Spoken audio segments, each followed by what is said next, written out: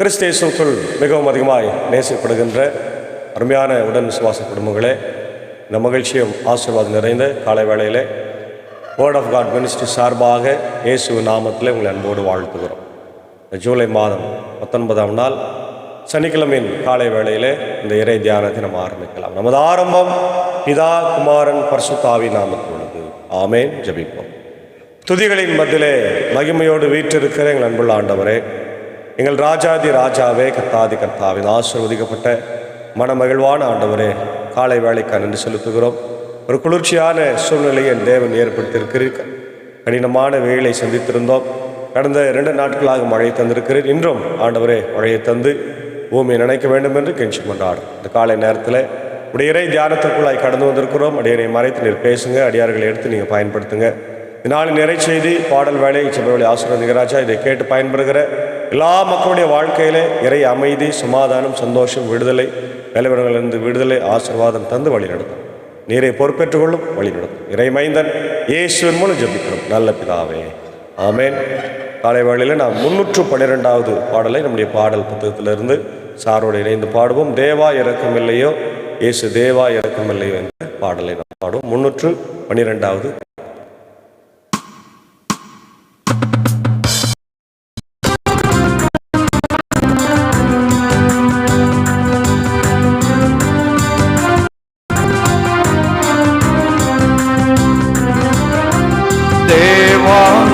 இரக்கமில்லையோ இயேசு தேவா இரக்கமில்லையோ, தேவா இரக்கமில்லையோ இயேசு தேவா இரக்கமில்லையோ. ஜீவா பரபிரம ஏகோவா திருத்துவத்தின் பூவாள் ஒன்றாக வந்த தாவீதின் மைந்தனோரே, தேவா இரக்கமில்லையோ இயேசு தேவா இரக்கமில்லையோ. எல்லாம் அறிந்த பொருளே, எங்கள் இல்லாமை நீக்கும் அருளே, எல்லாம் அறிந்த பொருளே, எங்கள் இல்லாமை நீக்கும் அருளே. போடும் பொல்லா மனதுடைய கல்லான கொல்லாத புரியும் நல்லா எந்த தேவா ஏழையோ இயேசு தேவா இரக்கமில்லையோ.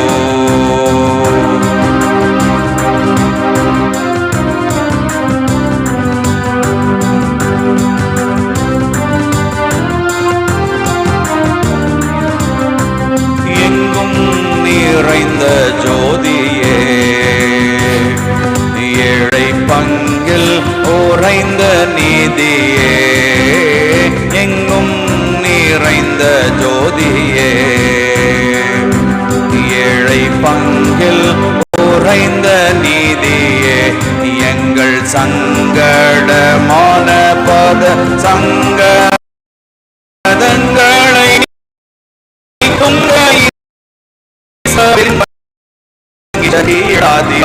தேவா இரக்கமில்லையோ இயேசு இரக்கமில்லையோ. வேதாந்த முடிவே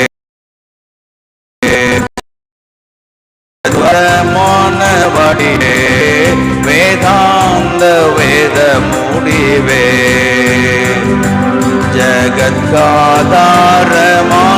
வடிவே, ஐயா தாதாவும் எமை பெற்ற மாதாவும் நீயே இயேசு நாதா, ஆதாரம் எமக்கில்லை இரக்கமில்லையோ இயேசுவே இரக்கமில்லையோ தேவா இரக்கமில்லையோ இரக்கமில்லையோ? இயேசு தேவா இரக்கமில்லையோ?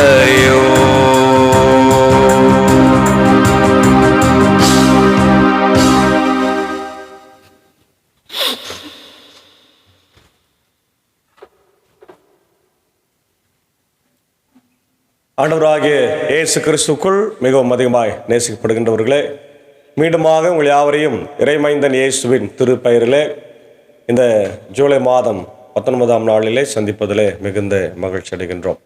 இந்த காலை நேரத்தில் நாம் தியானிக்கும்படியாக தெரிந்து கொண்ட கடவுளுடைய வார்த்தை, அது தொடக்க நூலாகிய ஆதியாகமம் புத்தகம் 21ஆம் அதிகாரத்தில் 1 முதல் 21 வசனங்கள்.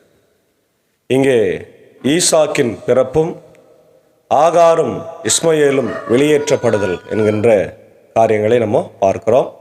நம்ம தொடர்ச்சியாக இந்த வாரத்தில் ஆபிரகாமுடைய வாழ்க்கையில் நடைபெற்றதையும் கடவுள் கொடுத்த வாக்குறுதியை சில நேரத்தில் நம்பாமல் இருந்ததையும் நம்ம பார்க்கின்றோம். அன்பான தேவ பிள்ளைகளே, கடவுள் ஆபிரகாமை தெரிந்தெடுத்து ஆசீர்வதித்து உன்னை நான் பெருக பண்ணுவேன் என்று சொன்னாலும் கூட நிறைய நேரத்தில் ஆபிரகாமும் சாராளும் நம்பாமல் போனார்கள். ஆகவே தான் இஸ்மவேல் பிறந்தார் என்பதை நம்ம நேற்று தினத்தில் நம்ம பார்த்தோம். தொடர்ந்து ஆண்டவர் கொடுத்த வாக்குறுதியிலே சரியாயிருக்கா பார்த்தோம். 99 வயதுல மீண்டும் ஆண்டவர் சொன்னாரு, உனக்கு நிச்சயமா குழந்தை பிறக்கணும் போது ஆபிரகாம் சிரிக்கிறார். முதல் சிரித்தது ஆபிரகாம், அப்புறமா தான் சாராள் சிரிக்கிறான். இப்போ ஆண்டவர் ஆபிரகாமை பார்த்து சொல்றார், நீ ஏன் சிரிக்கிற? நீ விசுவாசமா இரு, என்னிலே உத்தமமா நடந்து கொள்ளு, நான் நிச்சயமா உன்னை ஆசீர்வதிப்பேன் என்று சொல்லுகின்றார். இந்த பகுதியில் நாம் பார்க்கிறோம், ஈசாக்கினுடைய பிறப்பு 100 வயதில் ஆபிரகாம் பெற்றெடுக்கிறத நம்ம பார்க்கிறோம். ஆண்டவர் தாம் கூறியிருந்தபடி சாராவை கண்ணோக்கினார். எப்பவுமே ஆண்டவர் சொன்னார்னா அதை செய்வார். நம்ம தான் ரொம்ப காலம் அவரை விசுவாசிக்கிறதில்ல, தற்காலிகமான விசுவாசத்தோடு இருக்கிறோம். ஆனால் விசுவாசத்தில் தற்காலிகமே இருக்கக்கூடாது. விசுவாசம் என்பது எப்பொழுதுமே நிரந்தரமாய் இருக்க வேண்டும். அதுதான் ஆண்டவர் எதிர்பார்க்கிறார், விரும்புகின்றார். இப்போ ஆண்டவர் தாம் கூறியிருந்ததில் அவர் சாராவை கண்ணோக்கினார். ஆண்டவர் தம் வாக்குறுதிக்கு ஏற்ப ஆண்டவருடைய கிருபையினாலும் இரக்கத்தினாலும் வல்லமையினாலும் நடந்ததாய் நம்ம பார்க்கிறோம். ஆபிரகாம் சாராளுடைய வாழ்க்கையில நடைபெற்றது அவருடைய மாம்சத்தினுடைய அந்த ஆதரவுனால அல்ல, கடவுளுடைய வார்த்தையினால். ஆமென், அல்லேலூயா. ஆகவே நம்மால செய்ய முடியாததை நிச்சயமாக கடவுள் மட்டும்தான் செய்ய முடியும். நம்மால எதையும் செய்ய முடியாது என்பதை புரிந்து கொள்ள வேண்டும். அப்போ கடவுள் வாக்களித்தபடி குறிப்பிட்ட அதே காலத்தில் சாரா கருத்தாங்கி ஆபிரகாமுக்கு அவரது முதிர்ந்த வயதில் ஒரு மகனை பெற்றெடுத்தார். முதிர்ந்த வயதில் 100 வயது ஆபிரகாம், சாராக்கு 90 வயதில் குழந்தை பிறக்கிறது. ஆபிரகாம் தமக்கு பிறந்த சாரா தமக்கு பெற்றுக் கொடுத்த மகனுக்கு ஈசாக் என்று பெயரிட்டார். ஏற்கனவே ஆண்டவர் சொன்ன மாதிரி ஈசாக் என்றால் நகைப்பு, சிரிப்பு என்று அர்த்தம். நம்ம அதை பார்க்குறோம். கடவுள் கட்டளையிட்டபடி ஆபிரகாம் தம் மகன் ஈசாக்கு பிறந்த 8ஆம் நாள் அன்று அவனுக்கு விருத்த சேதனம் செய்தார். இது கடவுள் செய்த உடன்படிக்கை. நேற்று தினத்தில் நம்ம பார்த்தோம் இல்லையா, ஆபிரகாமும் அவன் வீட்டில் இருக்கிற எல்லா ஆண்களும் விருத்த சேதனம் செய்ய வேண்டும், அப்போ தான் நான் உங்களோடு கூட இருப்பேன், இல்லைன்னா என் கூட நீங்கள் உறவில் இருக்க முடியாது என்று ஆண்டவர் கட்டளை கொடுக்கிறார். அந்த கட்டளையை ஈசாக்கு பிறந்த 8ஆம் நாளிலே விருத்த சேதனம் செய்தாங்க. அதுதான் ஏசாமி கூட நம்ம பார்க்குறோம், அவர் பிறந்த 8ஆம் நாளிலே அவர் விருத்த சேதனம் செய்யப்பட்டார், இல்லை ரத்தம் சிந்தினார் என்று நம்ம பார்க்கணும். அவருடைய மகன் ஈசாக்கு அவருக்கு பிறந்த பொழுது அவருடைய வயதோ 100. அப்பொழுது சாரா, கடவுள் என்னை சிரிக்க வைத்தார் என்றும் இதை கேட்கும் அனைவரும் என்னோடு சேர்ந்து சிரிப்பார் என்றும் சொன்னார்கள். பார்த்தீங்களா, அதாவது நான் தமாசுக்கு சிரித்தேன், ஆனால் ஆண்டவர் என் வாழ்க்கையில் இருக்கிற கண்ணீரை மாற்றி என்னை சிரிக்க வைத்தார் என்று அதை ரொம்ப அழகாக இங்கே இந்த ஆசிரியர் சொல்லுகிறத நம்ம பார்க்குறோம். பிரியமான தேவ பிள்ளைகளே, நம்ம வாழ்க்கையில் கூட நம்ம வாழ்க்கையில் இதெல்லாம் நடக்குமா அப்படின்னு சொல்லி நம்மளும் என்ன பண்ணியிருப்போம், நிறைய நேரத்தில் சிரித்து இருப்போம். ஆனால் ஆண்டவர் அந்த சிரிப்பை ஆண்டவர் உண்மையான சிரிப்பாய், உண்மையான சந்தோஷமாய் மாற்றுகிறார். நிறைய பேர் நம்மளை பார்த்து இவனெல்லாம் மேலே எங்கேருந்து வர்றது, இவனெல்லாம் எங்கேருந்து படிக்கிறது, இவனெல்லாம் டிகிரி எங்கே வாங்குறது, இவனெல்லாம் மேலே எப்படி பெரிய ஆளாக வர்றதுன்னு சொல்லி நம்மளை எள்ளி நகையாடி இருப்பான். ஆனால் ஆண்டவர் அந்த எள்ளி நகையாடியதற்கு முன்பாக நம்மளை உயர்த்தி தலையை நிமிர செய்கிற தேவன் என்பதை மறந்துடாதீங்க. அல்லேலூயா.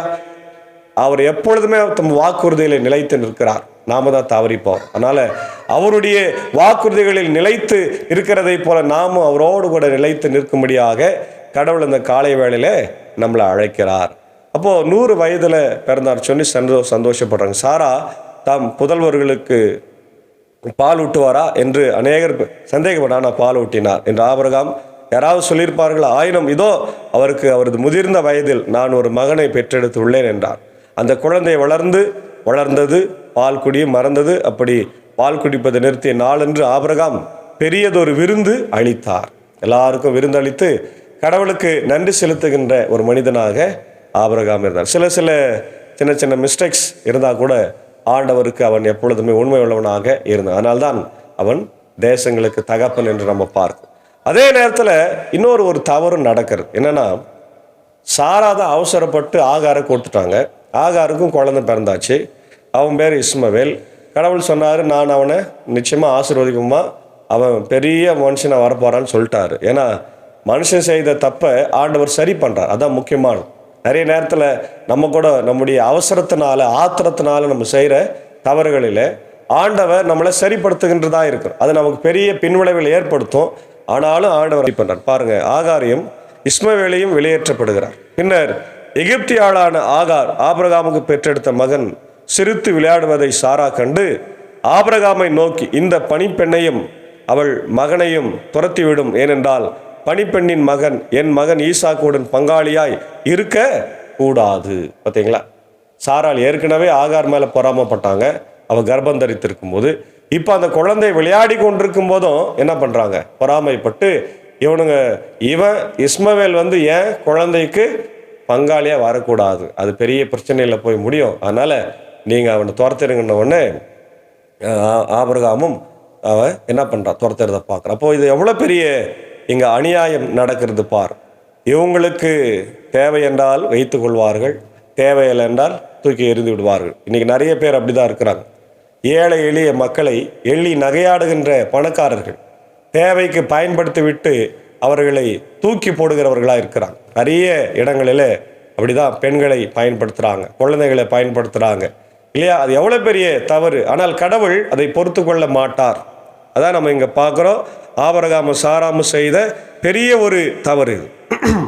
தம் மகனுக்கு எதிரான வார்த்தை ஆபிரகாமுக்கு மிகுந்த வேதனை அளித்து, ஆபிரகாமுக்கு ஒரு வகையில் கஷ்டமாக தான் இருந்தது. அப்போது கடவுள் ஆபிரகாமை நோக்கி, பையனையும் பணிப்பெண்ணையும் குறித்து வேதனைப்படாதே, சாரா உனக்கு சொல்வதையெல்லாம் அப்படியே செய், ஏனெனில் ஈசாக்கின் மூலமே உன் வழிமரபு விளங்கும் என்று கடவுளும் அதை உறுதிப்படுத்துகிறான். நீ அதை பற்றி ஒன்றும் கவலைப்படாத, நடந்தது நடந்தாச்சு, நீ உன் பணிப்பெண்ணையும் அதை பையனையும் அப்படின்னு ஆண்டவரும் உறுதிப்படுத்துகிறார்.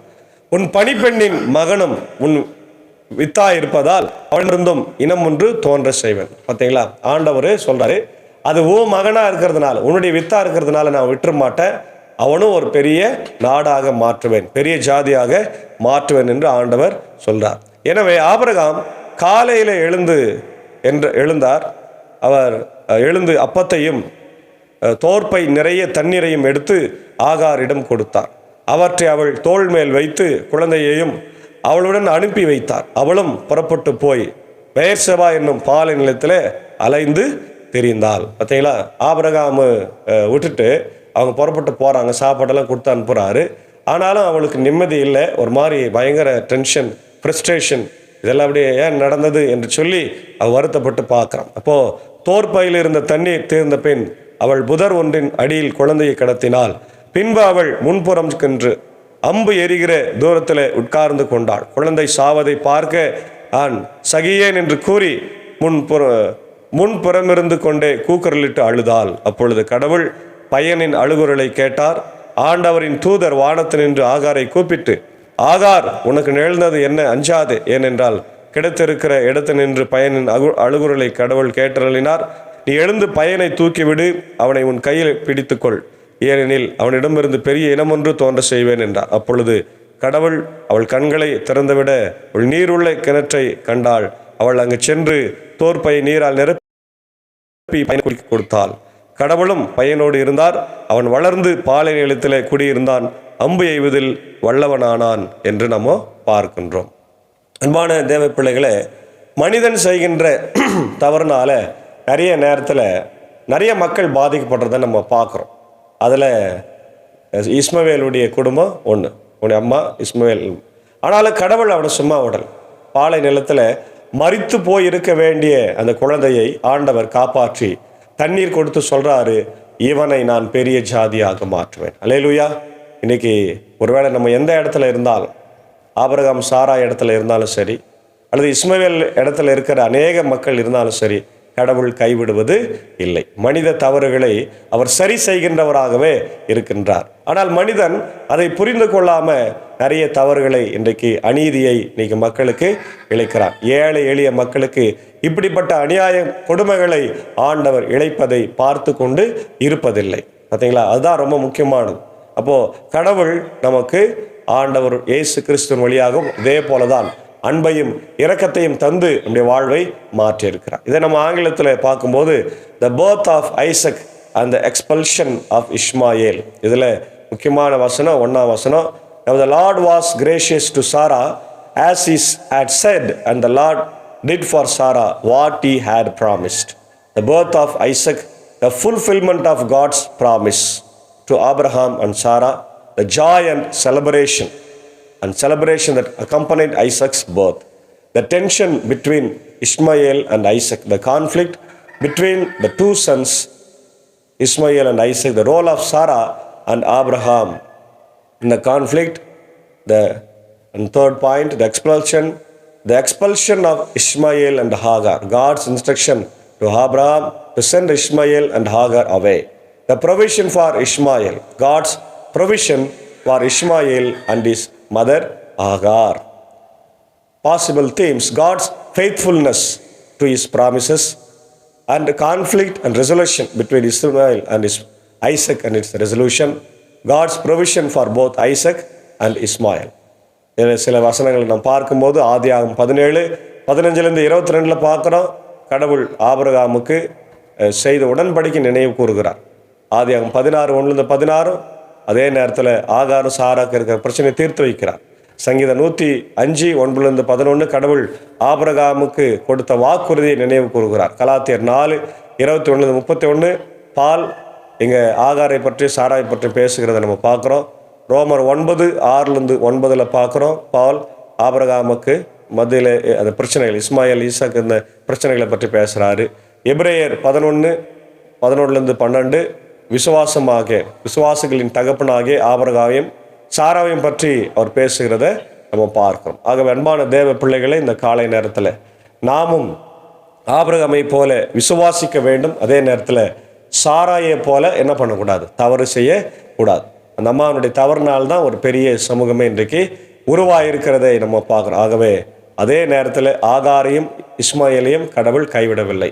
அவங்க பணிப்பெண்ணாக இருந்தாலும், ஆண்டவருடைய உடன்படிக்கையின் பிள்ளையாக இல்லை என்றாலும், இஸ்மாயிலை மனித நேயத்தோடு ஆண்டவர் பாதுகாத்து அவனை பெரிய ஜாதியாக்கி ஆசீர்வதிக்கின்றார். ஆகவே நாமும் கூட நம்முடைய வாழ்க்கையில் இப்படிப்பட்ட சிந்தனைகளினாலே நம்ம மூழ்கடித்து இல்லாமல் விசுவாசத்தோடு ஆண்டவருடைய வாக்குறுதிகளை அணுகி வெற்றி பெற்று இந்த உலகத்தில் சாட்சியாக ஜீவிக்க கர்த்தர் தாமே நம்முடைய வாக்குறுதி நிலைத்திருந்து நம்மை ஆசீர்வதித்து காப்பாராக. ஆமேன். God plus. ஜெபிப்போம். நேற்றும் இன்றும் என்றும் மாறாதவரும் என்றென்று வாழ்ந்திருக்கிறவருமாக அன்புள்ள கடவுளே, இந்த வாரத்தின் ஆண்டவரை இறுதி நாளுக்காக நன்றி செலுத்துகிறோம். கடந்த போன வாரம் முழுவதும் கிருபையை எங்களை காத்து வழிநடத்தினீர். நல்ல மழையை தந்திருக்கிறீர். கடுமையான வெயிலின் உஷ்ணத்திலிருந்து எங்களை காத்திருக்கிறேன். வரலாறு காணாத வெயில் உலகமெங்கும் அடித்து கொண்டிருக்கிறத நாங்கள் பார்க்கிறோம் ராஜா. இந்த நாட்களிலே இது ஆபிரகாமுடைய விசுவாசத்தையும் நீர் கொடுத்த ஆண்டவர் உடன்படிக்கை வாக்குறுதிகளிலே நீர் சரியாக இருக்கிறீர். ஆபிரகாமும் சாராவும் தவறு செய்தாலும் நீர் சரியாக அதை சரி பண்ணுகிறீர் என்பதை நாங்கள் பார்த்தோம் ராஜா. இன்றைக்கி எங்களுடைய வாழ்க்கையிலே இப்படிப்பட்ட தப்பை நாங்கள் செய்யாமல் ஆண்டவர் வார்த்தையின்படி நடந்து கொள்ள கிருபைத்தார். இந்த வார்த்தைகளை கேட்டிருக்கிற அநேக ஆபிரகாமுகளுக்காக, சாராக்களுக்காக, அநேக ஆகாருக்காக, இஸ்மாயிலுக்காக ஜெபிக்கிறோம். இந்த ரெண்டு தரப்பிலும் அநேக மக்கள் இன்றைக்கு இருக்கிறாங்க. பழிவாங்கப்படுகிறார்கள், ஏளனமாய் பார்க்கப்படுகிறார்கள். தங்கள் தேவைக்காக பயன்படுத்தப்பட்டு தூக்கி எறியப்படுகிற ஏழை எளிய மக்கள், தாழ்த்தப்பட்ட மக்கள் உண்டு ராஜா. அவளை எல்லாரும் என் தேவன் கண்ணோக்கி பார்த்து அவர்களுக்கு வாழ்வு தர வேண்டும் என்று நாங்கள் கெஞ்சி மாட்டாடுகிறோம். இந்த சமூகத்தில் இருக்கின்ற தாழ்த்தப்பட்டு ஒடுக்கப்பட்டிருக்கிற மக்களுக்காக இந்த காலை வேளையில் ஜெபிக்கிறோம். ஆண்டவரே, அவர்கள் எல்லாருக்கும் வாழ்வை தந்து ஆசீர்வாதத்தை தர வேண்டுமா ஜெபிக்கிறோம். இந்த காலை நேரத்தில் இந்த இறை வார்த்தையை கேட்டு ஆசீர்வதிக்கப்படுகிற எங்கள் மக்களுக்காக ஜெபிக்கிறோம். ஒவ்வொருவரையும் கர்த்தர் ஆசீர்வதிங்க. தொடர்ந்து ஆண்டவர் நாளை தினத்தில் நம்முடைய ஆலயத்துக்கு வந்து வசனத்தை கேட்க கிருபை தார். இந்த ஊழியத்தில் எங்களோடு கூட இருக்கின்ற அப்படி அன்பர் சாரியம் ஆண்டவர் ஏஞ்ச அக்காவே, அன்பான பிள்ளைகள் மாத்தாள் மரியாளியும் சாக்கசாரி டீச்சரையும் ஆண்டவரை ஆசீர்வதிங்க, வழி நடத்துங்க. அவருடைய தேவைகள் ஆண்டவரே ஊழியங்களை ஆசீர்வதிங்க ராஜ். அடியனையும் ஆண்டவர் குடும்பத்தை ஆசீர்வதிங்க. பணியாற்றுகிற பாபனப்பள்ளி போதகோட்டத்தை ஆசீர்வதிங்க. பாபனப்பள்ளி மின்னூர் வடகரை மேல்சரம் திருச்சபைகளை ஆசீர்வதிக்க வேண்டும் என்று ஜெபிக்கிறோம். குடும்பங்களை ஆசீர்வதிங்க. இந்த நாளில் பலவீனமாக இருக்கிற சுகரமாக இருக்கிற ஆயர்களுக்காக, சபை விசுவாசிகளுக்காக ஜெபிக்கிறோம். கர்த்தர் காத்தருள். குறிப்பாய் எங்களுடைய 8வது தெருவில் வசித்து வருகிற செல்வராஜ், ரூத் அண்ட் மேரி அவருடைய அன்பு மகன் ஆண்டவரே சுனில் அவர்களுக்காக ஜெபிக்கிறோம். நேற்று தினத்தில் பெரிய ஒரு விபத்து நடந்து தலையில் அடிபட்டு சிஎம்சியில் ஆண்டவரை சிகிச்சை பெற்றுக் கொண்டிருக்கிறார். உன்னை குணமாக்கும் கர்த்தர் நானே, உன்னுடைய பலவீனத்தில் என் பலன் பரிபூர்ணமாய் விளங்கும் என்று சொல்லியிருக்கிற ஆண்டவர் தாமே அந்த மகனுக்கு பரிபூர்ண சுகத்தை கொடுத்து சீக்கிரமாய் திரும்பி வரவும், வெளிநாட்டுக்கு சென்று தன் பணிகளை தொடரவும் கிருபைத்தார். ஆண்டவரே, உமால கூடாத காரியம் ஒன்றுமில்லை. வெண்கடையார் உத்திரன் திருச்சபனுடைய விசுவாச குடும்பத்தின் மக்களாக இருக்கிறார் நாங்கள் அறிந்திருக்கிறோம் ராஜா. என் தேவனை கைவிடாதையும் உண்மையிலே நம்பிக்கை வைக்கிற பிள்ளைகளை ஒருபோதும் கைவிடாத தேவனை நாங்கள் பார்க்கிறோம். கண்ணோக்கி பார். இன்று அதே போல் இன்றைக்கி அநேக மக்கள் விபத்துகளில் சிக்கி இறந்து கொண்டே இருக்கிறாங்க. ஆண்டவர் வியாதிகளில் சிக்கி இருக்கிறாங்க, படுக்கையில் இருக்கிறாங்க. எல்லாரையும் கண்ணோக்கி பார். ஆண்டவர் இந்த நாளில் பிறந்த நாளை கண்டு நன்றி செலுத்துகிற எல்லாருக்காக நான் ஜெபிக்கிறோம். விசேஷமாய் நேற்று தினத்தில் பிறந்த நாளைக்கு நன்றி செலுத்தி என்னுடைய பாப்பனப்பள்ளி ஆண்டவரே திருச்சபனுடைய அன்பான குடும்பத்தின் மக்களாக சுபாஷ்காக ஆண்டவரே அவருடைய அன்பு ஆண்டவர் மனைவி உமா அவர்களுக்காக, பிள்ளைகளுக்காக, குடும்பத்திற்காக ஜெபிக்கிறோம். குறிப்பாக அவருடைய அன்பு மாமனாருக்காக ஜெபிக்கிறோம். பலவீனமாக இருக்கிற என்று அறிகிறோம். கண்ணோக்கி பாருங்கள். அவருக்கு நல்ல சுகத்தை பலத்தை தந்து வழிநடத்த வேண்டும் என்று நான் ஜெபிக்கிறோம். இன்னும் இந்த நாளிலே பிறந்த நாட்களை திருமண நாளை காணுகின்ற யாவரையும் கர்த்தர் ஆசீர்வதிங்க ராஜா. இப்படி இந்திய தேசத்திற்காக ஜெபிக்கிறோம். இல்லை ஆட்சி செய்கிற தலைவர்களுக்காக ஜெபிக்கிறோம். உலக நாடுகளுக்காக, உலக தலைவர்களுக்காக ஜெபிக்கிறோம். அமைதி சமாதானத்தை என் தேவன் ஏற்படுத்தும். ஆண்டவர் இந்த வார முடிவில் நாங்கள் ஆண்டவர் உமக்காக பணியாற்றவும் the word of God ministries இன்னும் அநேக மக்களுக்கு போய் சேரவும் கிருபைத்தார். வாழ்க்கையில் அமைதி சமாதானத்தை பெற்றுக்கொள்ள கர்த்தர் கிருபைத்தார். தொடர்ந்து இப்படி இறை ஆசிரியர்கள் எங்களோடு கொடுத்து இங்கே இருக்கட்டும். இறை மைந்தன் இயேசுவின் மூலம் ஜெபிக்கிற நல்ல பிதாவே, ஆமேன். எல்லா வல்ல தந்தை, மகன், தூயாவின் ஆசைகள் நாளில் நம்மளோடு கூட இருப்பதாக. ஆமேன். God bless you.